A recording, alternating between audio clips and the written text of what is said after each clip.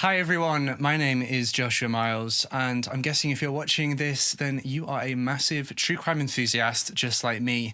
For those of you who are in the US, who are avid true crime fans, you'll probably have heard about CrimeCon. Now, CrimeCon is the world's #1 true crime event, and I am delighted to let you know that CrimeCon has made the jump across the pond and has arrived in the UK. And I do hope that I will get to see all of your lovely faces there.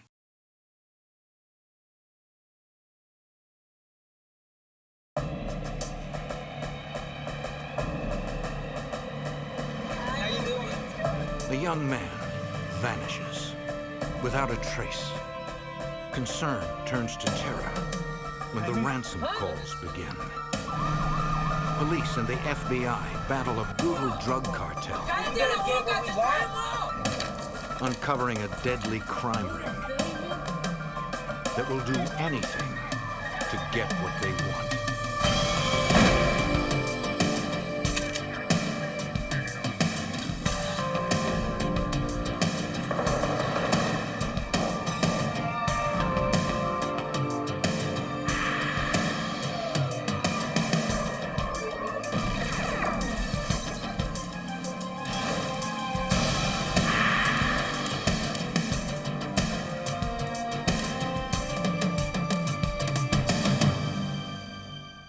Chicago street gang thought they had figured out how to kidnap people for ransom again and again and never get caught.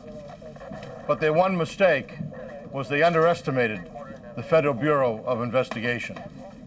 I'm Jim Kallstrom, former head of the FBI's New York office. Agents teamed up with one of the victim's brave relatives to break the Ruthless gang who destroyed lives for profit.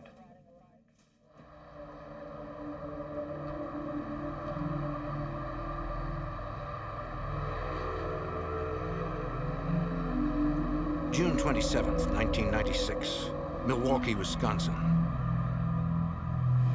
90 miles north of Chicago on the western shore of Lake Michigan.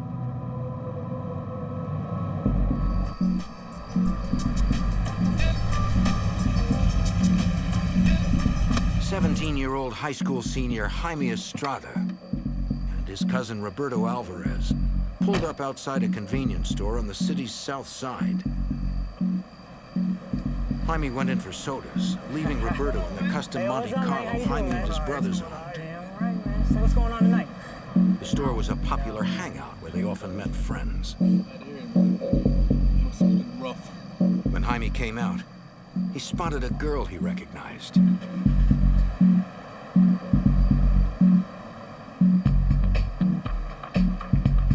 Jaime had been wanting to get to know the girl more and went to talk with her.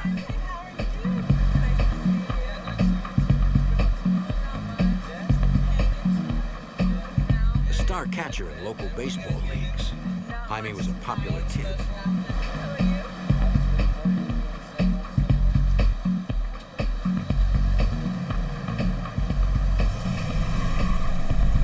As Roberto was talking with a friend, he noticed the van pull away. He figured Jaime had left with the girl and would probably be right back.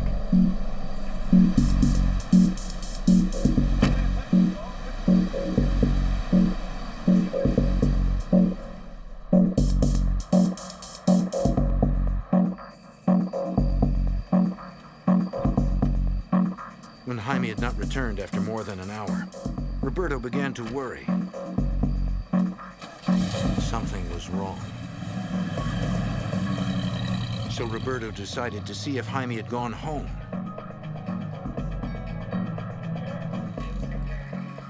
He told Jaime's brother, Paulo, what had happened and found he had not come home.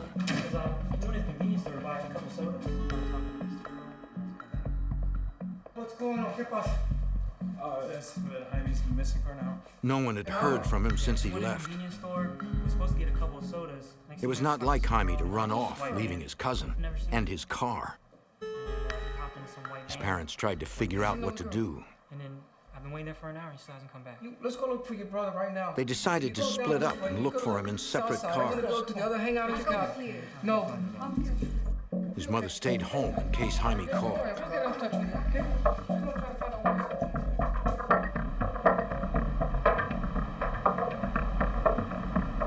The family searched the area for hours. Then, Jaime's oldest brother, Mark, received a page. The area code was 312 Chicago. After the phone number was 187, Jaime's personal code. Then, 911. It was an emergency.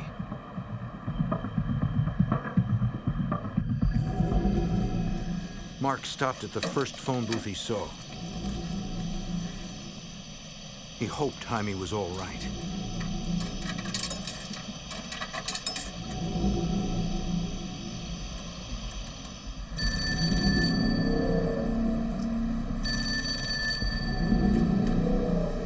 A man answered, a voice he did not recognize. He said they had kidnapped Jaime and wanted $70,000 for his return. The man said they were serious and warned that if the family did not follow instructions, they would cut off Jaime's ears, skin him, and send body parts in the mail. And if anyone went to the police, they would kill Jaime and the entire Estrada family.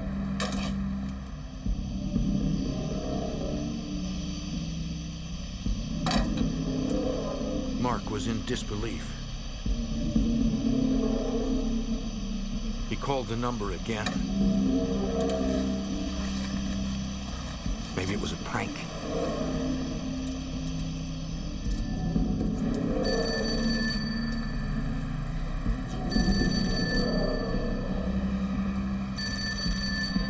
No one answered.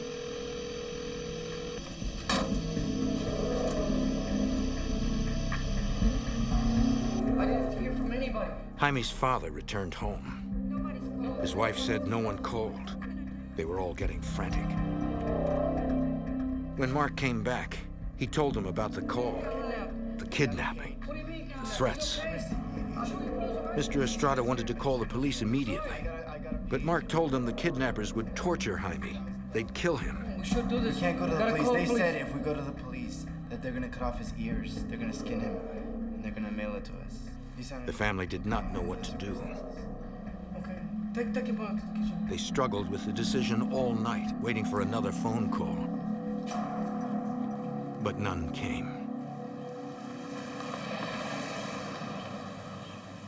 We're not waiting anymore. By dawn, Mr. Estrada could wait no longer. That phone. He needed to help his We son. need to do something. Got to call the police. It had been more than 9 hours since Jaime was last seen. Mr. Estrada decided that he and Mark would go to the police. They had to take the chance. At the Milwaukee Police 2nd District Station, Oh, yeah, the area code. Mark and his father explained what happened to a detective on the Violent Crime Squad. I called them and they said that if we went to the police, that they would cut off his ears. Since this was an armed abduction that crossed state lines from Wisconsin to Illinois, the police called in the FBI. Get the duty agent. Okay, At the Milwaukee field office, FBI Special Agent Dan Kraft had just arrived at work. I was sitting at my desk and I received a call.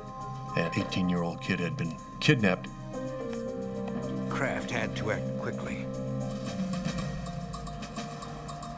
I met with the victim's father and his older brother and tried to take a detailed interview of them based on what had happened, when it had happened, potentially why. I realized that this was going to become a major case. Back at the Estrada house, Why, who is this? Jaime's brother Paulo answered the phone. Who is this? Brother. It was the kidnappers. The man on the phone changed the ransom to $30,000 and also wanted the Monte Carlo. What are you talking about? He said they could prove their threats were serious. They had shot Jaime. Jaime confirmed he was shot. Jaime! He was hurt, bad. He pleaded with his brother to hurry. Yeah? Jaime! Still, the man gave no details for a ransom drop. The man said they'd call again on Paulo's cell phone. Hello? Hello? They shot Jaime. They shot him? They want $30,000. Polo told the others the terrifying news.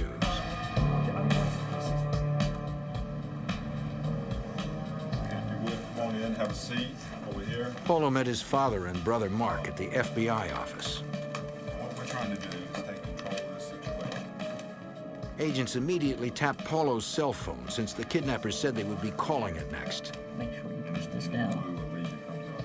Automatically start the recording before you answer the phone. We're gonna be hooking up a tapping device. They also It's gonna go attached a to our report recording and call device and the tracing system to the Estrada's home First telephone. thing you need to know is that this is the only phone it's gonna work with.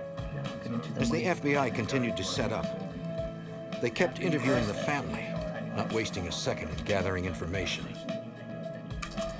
One of the first things that we did was set up what we call a rapid start. It's a computer database that helps us to manage a major case. We utilized rapid start to put in all the information that we had received at this point. Every little data point that we would come up with, even if it was partial. The sophisticated database helps track leads and find links in complex, quickly moving cases. Drop off warrants from the United States. Okay. There's the phone. Don't answer it yet. That afternoon, Polo's phone rang. Real quick. He knew to try to get as much information as possible. Keep them on the phone as long as you can. Go ahead.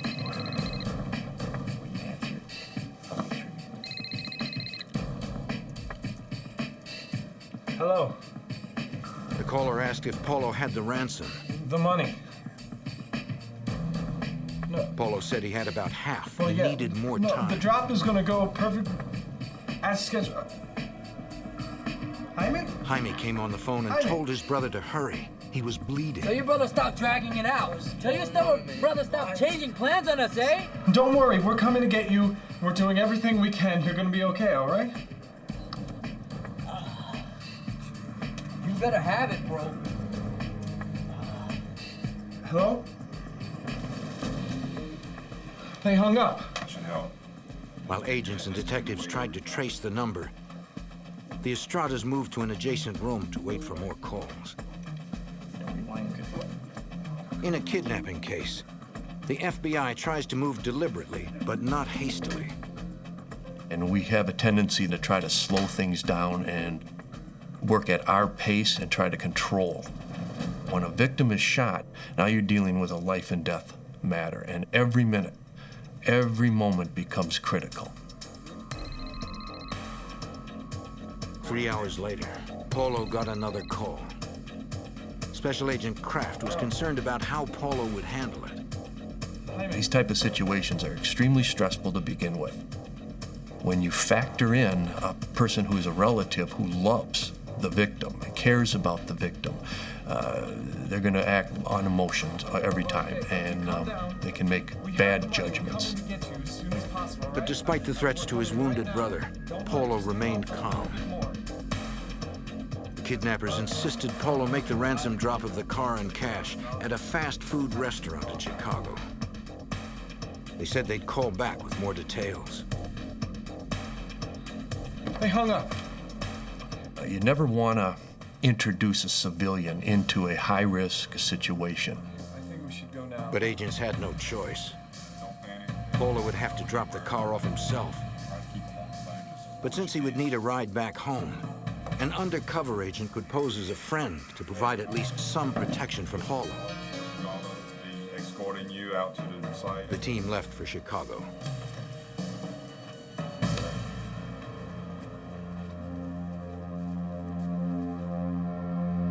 Milwaukee agents called in their counterparts at the Chicago FBI field office. Special Agent Kevin Cassidy would take the lead in that city. Immediately after that notification from Milwaukee, when we knew the agents were coming, we started to organize our squad. And we knew that this was going to be a fast-moving case where we needed to be able to quickly mobilize our resources. The drive from Milwaukee would take an hour and a half. That gave Chicago agents time to prepare. Violent Crime Squad Supervisory Special Agent Ron Hosko set up a command post at a local sports arena.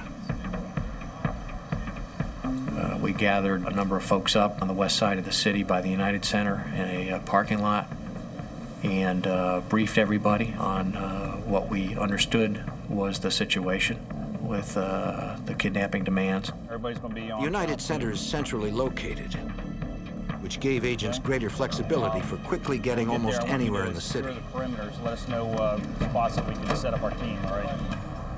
As Paulo and Special Agent Kraft traveled to the meeting place, Kraft used the time to prepare Paulo for how to handle the next call from the kidnappers. I would coach him and practice with him. I would act as a kidnapper and fire things at him, and I could see how he would react, and I could, make suggestions to him. Well, you don't want to do that, or you want to stay away from certain areas, or draw them out more by asking specific questions. Paulo and Kraft finally arrived at the staging area. Surveillance agents had already checked the fast food restaurant, the site of the ransom drop. The place was far from a controlled environment. And our concerns were that there was a lot of traffic, foot traffic, pedestrian traffic, not only into the fast food shop, but in the area.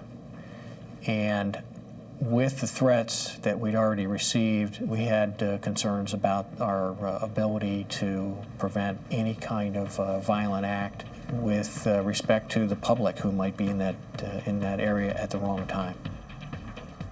But Paulo and the agents were ready.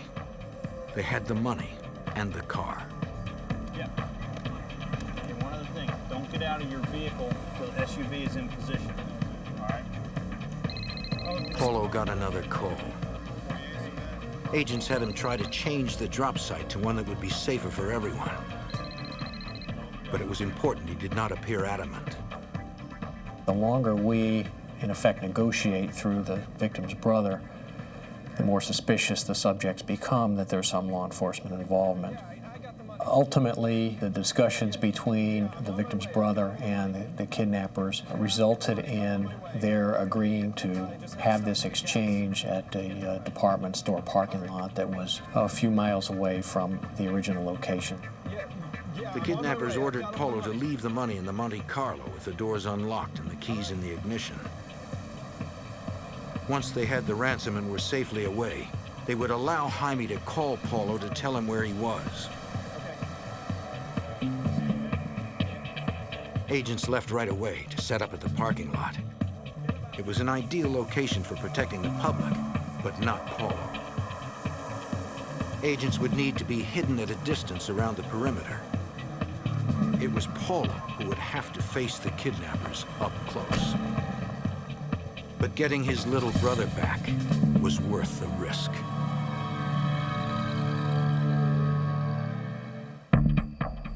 In 1996, Chicago agents and detectives were trying to rescue kidnapping victim Jaime Estrada.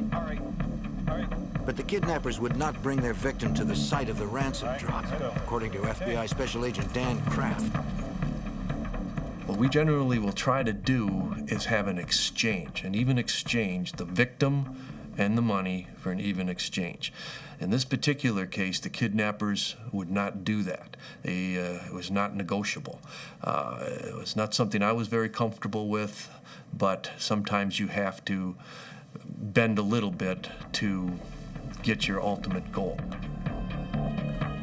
The kidnappers ordered Jaime's brother Paulo to leave $30,000 in the Estrada brothers' custom Monte Carlo in a deserted parking lot.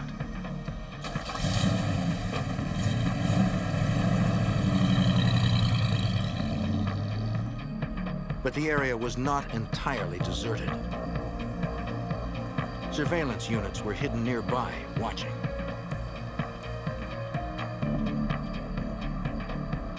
Nearly 27 hours had passed since Jaime was abducted. Almost a full day since he was shot. Since Jaime needed medical attention, agents could not afford the time it might take to follow subjects or risk losing them. So they decided to arrest the kidnappers when the ransom drop was made. Unfortunately, the size of the location chosen by the kidnappers would make the arrest difficult to pull off. FBI Special Agent Ron Hosko. This was a big, fairly expansive parking lot that was empty. Our vehicles were, from a starting point, on the outside of that lot, trying to maintain discreet surveillance. So they had a fair amount of open ground that they had to cross to get in there. Agents planned to counter this problem by attempting to keep the kidnappers off balance. And they wanted the car left with the keys in the ignition and the doors unlocked.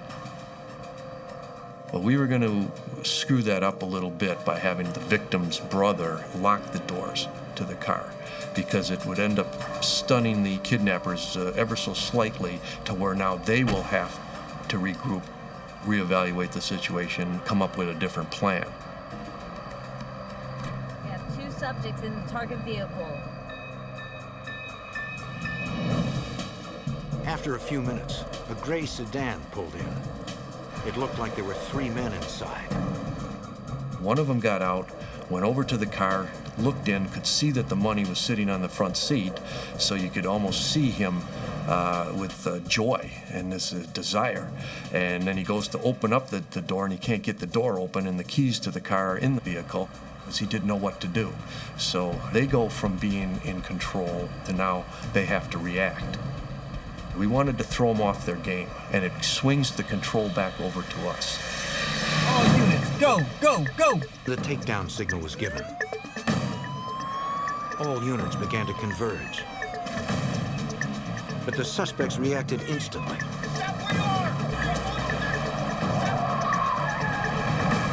They immediately accelerated away from us before the other surveillance units had an opportunity to close the net on them. Someone in the car pointed a gun at an agent, then threw something out of the window.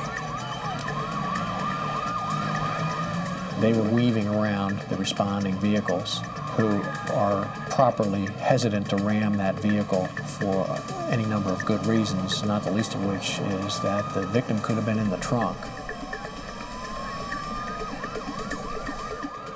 The suspects got on an expressway and tore off toward downtown.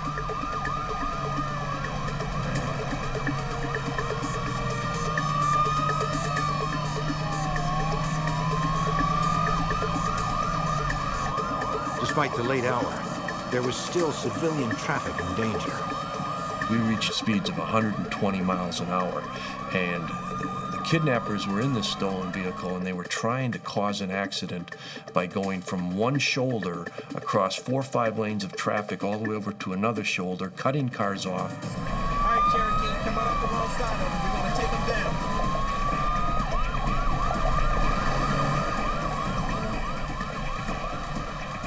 Agents used their training to end the pursuit. And they were able to execute what we call the pit maneuver, whereby they actually bumped the rear quarter panel. And the vehicle did not lose control completely. It just swerved slightly, but it was enough for the driver to slow down to a much lower speed, and our vehicles basically boxed them in at that point, and they came to a complete stop. On the highway, agents and detectives surrounded the car. They knew the men inside were armed and dangerous. We still had great concern about weapons, and while we could have a perimeter, you cannot prevent subjects from doing something you may not expect, like engaging in gunfire.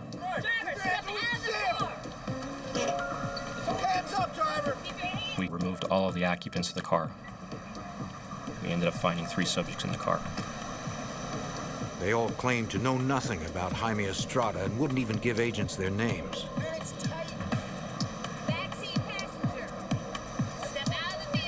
Each had ammunition, but no guns. Keep them still. Once they had the 3 men safely in custody, investigators checked to see if anything or anyone was in the trunk.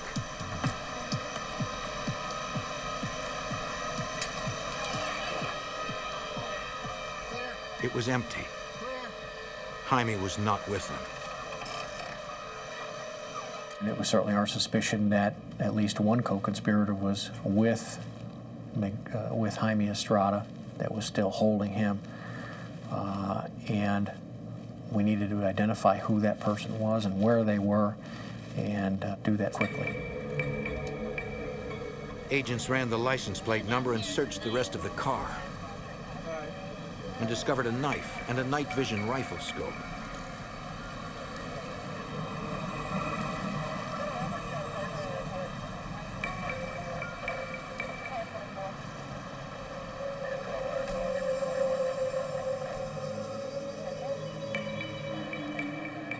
They also found several pagers, a cell phone, and a piece of cardboard with Paulo's cell phone number written on it. Cell phone now too, and keep the calling record on that.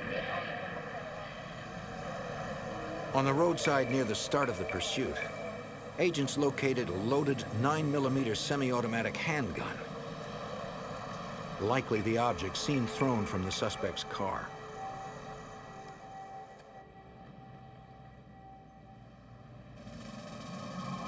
At the Chicago field office, agents tried to interview each of the suspects individually.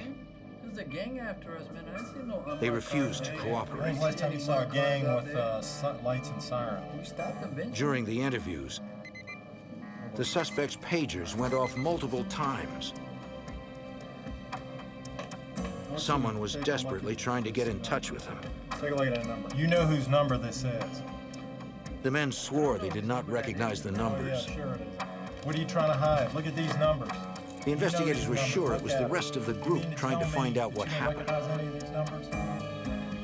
So they tried tracing that number. But it was an unpublished number, and the phone company would not give us the address. We pleaded with the phone company and promised them that we would give them a subpoena, but it's logistically impossible on a Friday night at 11 o'clock to try to get a judge to sign a court order. What do I have to do to give you these numbers? It had been a full day since the teenager was shot. Agents were frustrated that while Jaime was probably dying, a subpoena stood in their way.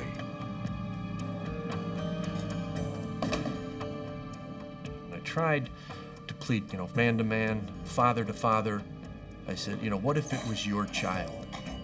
Wouldn't you want law enforcement to do everything humanly possible?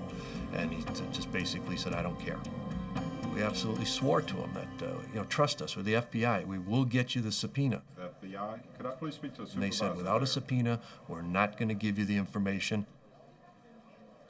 The night ended with no lead on where Jaime was.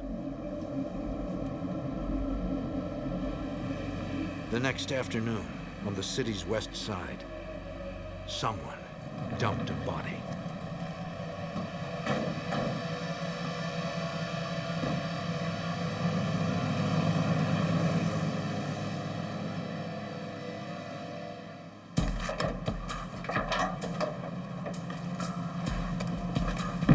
While Chicago investigators struggled to find kidnapping victim Jaime Estrada, passers-by discovered a badly wounded man lying in the street on the city's west side. Chicago emergency, Oquendo. A Chicago 911 operator took the emergency call and immediately dispatched patrol units and an ambulance. Paramedics advised Illinois Masonic Hospital they were bringing in a man with a gunshot wound. He identified himself as Jaime Estrada.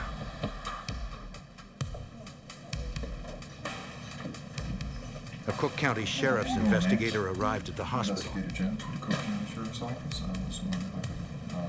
The 17-year-old was not only alive, he was still conscious. Yes.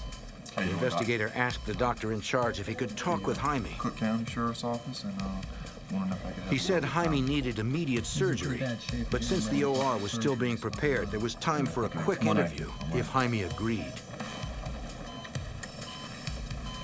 Okay, just a couple minutes. He said he could do it. Okay. Can you tell me a little bit about what happened? Went in a convenience store to get some drinks. He said 2 nights before, he'd gone to talk to a girl he liked. He didn't know her well. While they were talking, The driver pulled a gun. It happened so quickly.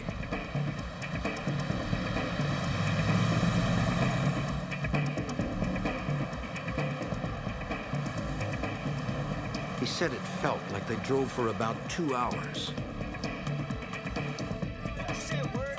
Several armed men beat him. He could not ID them. FBI Special Agent Kevin Cassidy. Jaime did not provide any real detail regarding the identifying features of his kidnappers due to the fact he was blindfolded. Jaime remembered passing 3 toll booths. He told the investigator that about 15 minutes after the 3rd toll booth, the van stopped. The men hustled him into a house or an apartment, he wasn't sure which. It's your brother, man. There they roughed him up some more, yelling about the money he owed them for the drugs. I'll kill you, bro. I'll kill you. Huh? He tried to tell them they had the wrong guy. That was the wrong thing to say. You know what I'm saying, man? I'll kill you, bro. I'll kill you. Just give me the number. What's the number, S.A.? Run. Yo, get this guy. I beat him They senseless. demanded the phone numbers to all of his family members. What? Huh? I got the number. 414-555-7577. Get this guy Braun out of here. The men carefully avoided speaking their own names, but there were others who did. During the time he was held there, he heard female voices, and he also heard one of those voices referred to a subject as Beto. Jaime believed it was Beto that guarded him most of the time. Sometime the next morning, Jaime was just getting to sleep.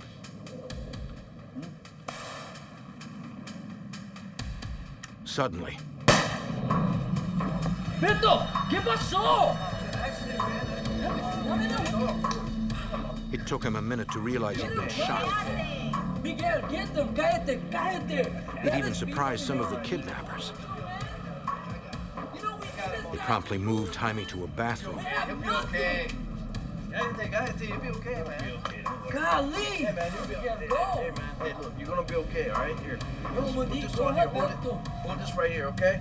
You're gonna be okay, man. Bro, Vente, get the car, bro. Beto, All right. come on, man. Get out of here. God, Dios mío, man. He's not gonna be fine. He's gonna be all right, man.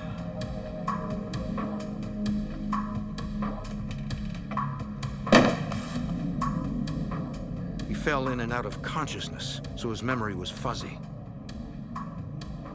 He remembered a white tile floor, a red toilet seat, maybe a red shower curtain. That was all. Jaime's gunshot wound had gone untreated for 2 days and was badly infected. He needed so many surgeries that doctors had to put him into a drug-induced coma so he could survive the ordeal.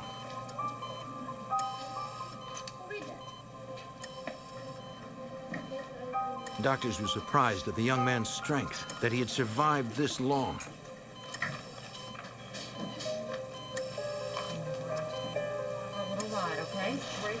But their prognosis was not good.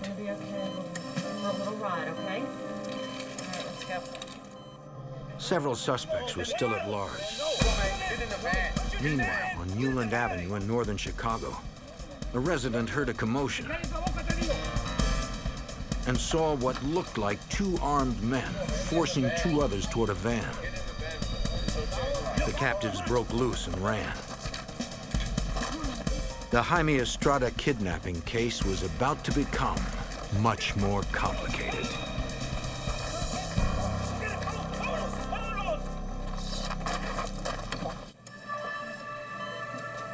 The same day, kidnapping victim Jaime Estrada was found. A man in northern Chicago saw what appeared to be a double kidnapping outside his house on Newland Avenue.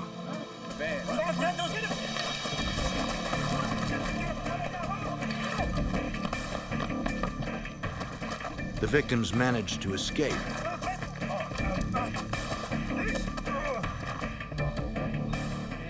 The resident contacted Chicago police, The address where this and guy emergency operators sent patrol officers to the scene. is? 3225 North Moon. Okay. Right off of Belmont. All right, stay inside the house. Just letting you know the police are being dispatched as we speak. I was walking home and Dispatch asked the officers to transport the two victims to Chicago PD's Area 5 5 guys.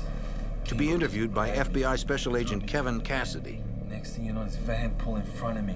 This door One of opened, them, these 5 Pedro guys Montoya, grabbed me, explained how he'd been threw me abducted. inside the van. A week earlier, he was outside his house when a van pulled up. Several men jumped out with guns and forced him inside. The other man, Chavo Rodriguez, had the same story. They were basically grabbed off the street and forcibly put into a blue and white van. Special Agent Cassidy remembered that Jaime was also kidnapped in a blue and white van.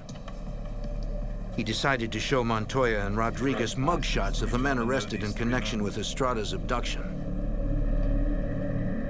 Both victims immediately responded that those were the same individuals that had kidnapped them. And there were two others, the armed men they escaped from. We then started to interview them in greater detail. They said they were held in the basement of a house with a third man. All right, just spin them around and put them on the post here. They were all bound to metal poles. Each of their families were called with demands for ransom money and cars. For more than a week, the kidnappers barely fed the men. A diabetic, Rodriguez was affected most. Without his medication, his blood sugar rose, which could have rendered him unconscious or even killed him. Investigators suspected that Jaime was not the third man. He said he had been held in a bathroom, not a basement. So they showed the men his photo. Investigators were right. It wasn't him. Did he escape with you at the same time? They said the day before, the third man managed to escape by breaking through the duct tape that held him. He freed himself.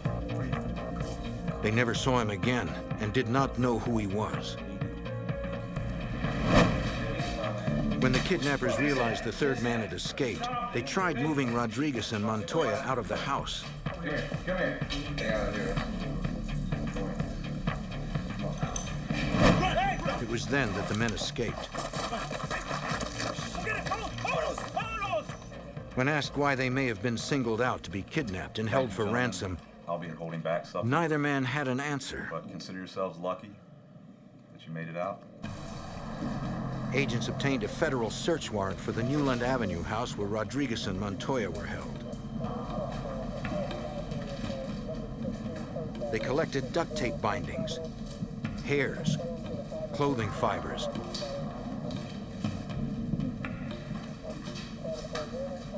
and dozens of fingerprints. The bathroom in the house did not match the description given by Jaime Estrada. Investigators believed he'd been held at a different location. Agents also recovered a Norenko assault rifle from the house. A firearms expert determined that the bullet that was recovered from Jaime was consistent with one that would have been shot through the Norenko rifle.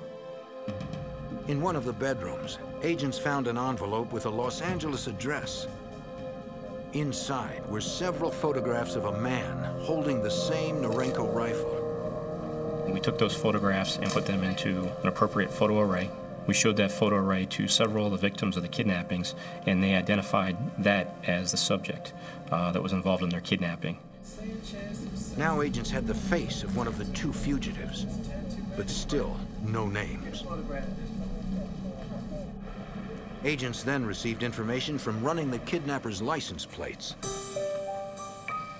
Our investigation led us to find an address in Chicago that was associated with the vehicle. We then had agents go to that residence. FBI agents, man. Agents spoke to Adalia Francisco. She reluctantly agreed to be interviewed. Here, come in.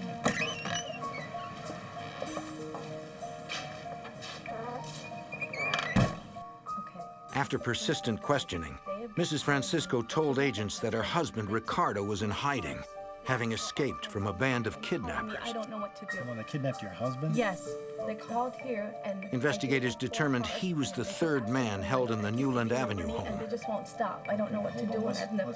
Pressed further, she explained why her husband and the other men were being held. And the last one was the sedan that you're asking. Further investigation and intensive interviews led us to determine that there was a nexus to illegal drug activity in each one of these individual kidnappings.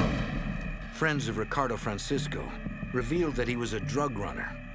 He owed a drug cartel $100,000. Montoya owed $130,000 to the same drug cartel. Rodriguez was not involved in dealing drugs himself. It was his son. But that did not matter to the cartel.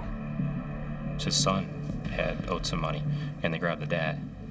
In the case of Jaime Estrada, our investigation did not reveal any involvement in illegal drug activity, and we do not believe he had any. It seemed the cartel had been duped by the girl who lured Jaime into the van. Informants identified her as Juanita Gonzalez. The true subject in this case was the girl. She was the one that had ripped off these guys from a kilo of cocaine, and then she tried to save her own hide by laying it off on an innocent person. She just blamed it on Jaime, who was just innocent in all of this. All Jaime's family could do was pray he'd make it through surgery. But 17-year-old Jaime Estrada could not hold on. Infection eventually killed him. This has now become a case of murder. After conducting extensive interviews in the Newland Avenue neighborhood, agents finally identified the three men already in custody as Salome Varela, Jesus Ruiz, and Miguel Torres. The man in the photograph was identified as Jose de la Paz Sanchez. The final suspect was known only as Beto. They were still at large, wanted not only for kidnapping, but for murder.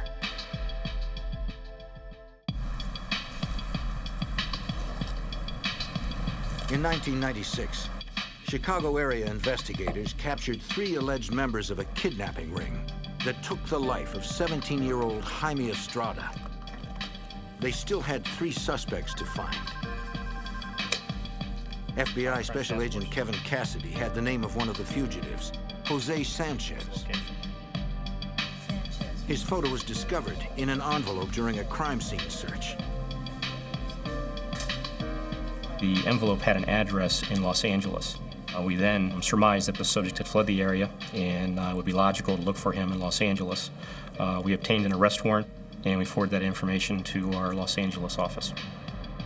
In LA, FBI Special Agent Scott Hanley set out to apprehend Sanchez. Okay. All right. Yeah, thanks. Well, good luck to you. Bye.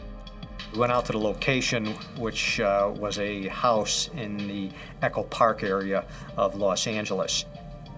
After we'd been on the house for over 3 hours, one of the team observed a male Hispanic individual walk out of the house. But at that time, because of the distance away from him, we couldn't tell if it was Mr. Sanchez or not. We were able to follow him for approximately about a half hour on 3 different freeways in Los Angeles till he finally went to the West Los Angeles area. The man parked outside a home improvement store. Even with a photograph of the suspect, they still could not tell if it was Sanchez. If you've never met the person before and all you have is a photograph, you're trying to look at a real person to match it up with a photograph, and who knows how old that can be. From the photo, they knew Sanchez had a Grim Reaper tattoo on his right upper arm. One of the officers went in on foot to try to get a closer look of the individual. He followed this person in the store. I saw this tattoo of the Grim Reaper.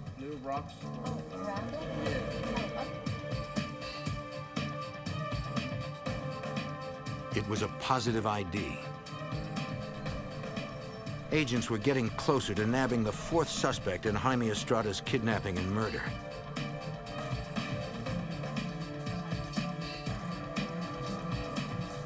In the end, it was surprisingly simple. Sanchez had been handcuffed before he realized what was happening. He was unarmed and arrested without incident. Sanchez confessed to taking part in Jaime Estrada's kidnapping and was present after Jaime had been shot. When Mr. Sanchez admitted that he knew that Mr. Estrada had been shot, I asked him, well, you know, what was the condition of the boy? And he said, well, you know, he was talking to us, and I said, well, what did he ask? And he said, well, he asked, can I take him to the hospital? And I said, well, why didn't you do that? And he said, well, I didn't know what to do. He also admitted to the other kidnappings and said they had been ordered by a drug cartel as a way to collect money owed to them.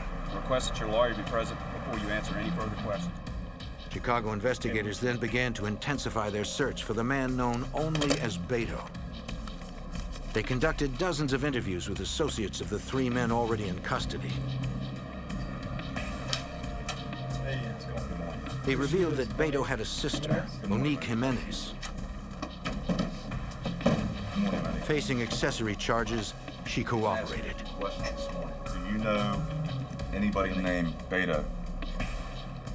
She said Beto's real name was Luis Carreno. Have you been back? The sister was able to describe some of the circumstances of Jaime's kidnapping, particularly the shooting. She advised that she was in the apartment at the time and had heard the shot and saw Jaime shot. And she advised that the person that shot him was in fact her brother. There was blood there, so I had to go back. She said she had cleaned blood off the bathroom floor with bleach. She gave the FBI the address of the apartment. Yes, it's 2532 Moody Avenue. An evidence response team processed the apartment, collecting samples, including the grout between the bathroom floor tiles. Lab examiners later discovered traces of blood in the grout. DNA testing proved the blood was Jaime's. In October 1997, federal prosecutors in Chicago tied the complex case together for a jury.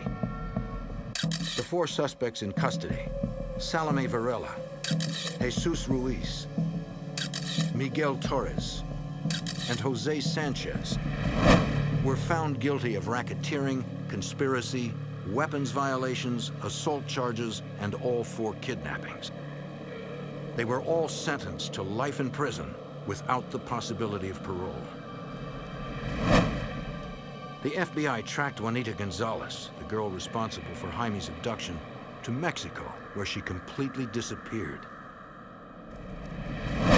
They are still looking for fugitive Luis Carreno, the man known as Beto. He is currently wanted, and there's an outstanding arrest warrant for him. And we are working with Interpol and our other friends in foreign countries to attempt to locate him to this day, and we will continue to do so. The Estradas pray that someday soon, the authorities will find Carreno, the man the FBI suspects killed Jaime. For the family and for the investigators who worked so hard to save Jaime, the case will never be over until everyone responsible for his death is brought to justice.